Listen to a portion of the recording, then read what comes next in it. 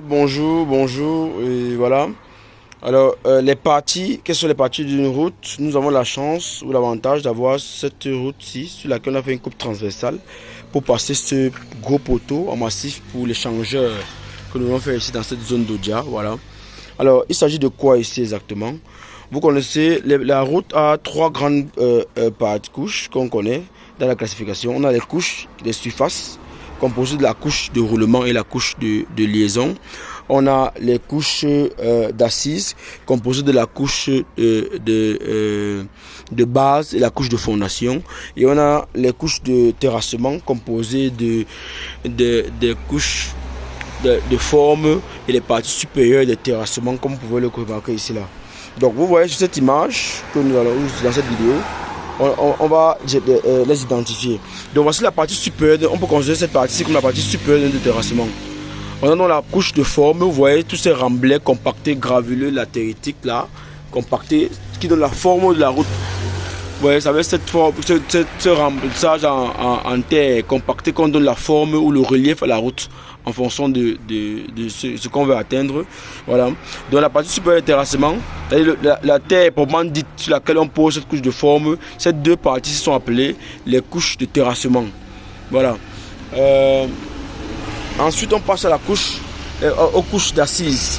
On a la couche de fondation qui est généralement dans les 14 à 32 cm, comme vous pouvez la voir là. C'est la couche de fondation là.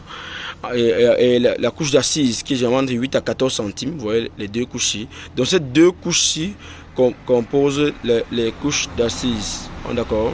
Donc cette couche de base, pardon, de 8 à 14 cm, et cette couche de fondation, de 14 à 32 cm, forment ce qu'on appelle la couche d'assises. Donc au-dessus, maintenant, on a les couches en surface composée de la couche de roulement que vous voyez là et en dessous de la couche de liaison. Entre la couche de base et la couche de roulement, on a une couche de liaison.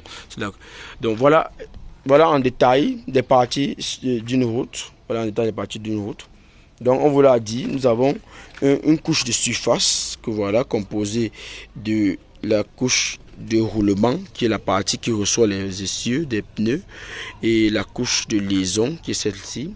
On a ensuite une couche de base et les couches d'assises composées de cette couche de base, c'est 8 à 14 cm et la couche de fondation que voilà, qui voyez, la couche de fondation est faite avec comme du béton mal dosé, c'est-à-dire avec un alliage de gravier et sable de certaines granulométries, voilà. On va rappeler que, et enfin on a d'abord les couches de forme et la partie supérieure du terrassement.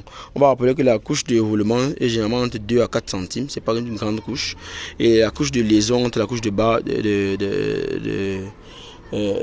et la couche de roulement est cette couche de liaison qui est généralement entre 4 à 8 cm. Voilà pour vous ici un cours simple sur les routes.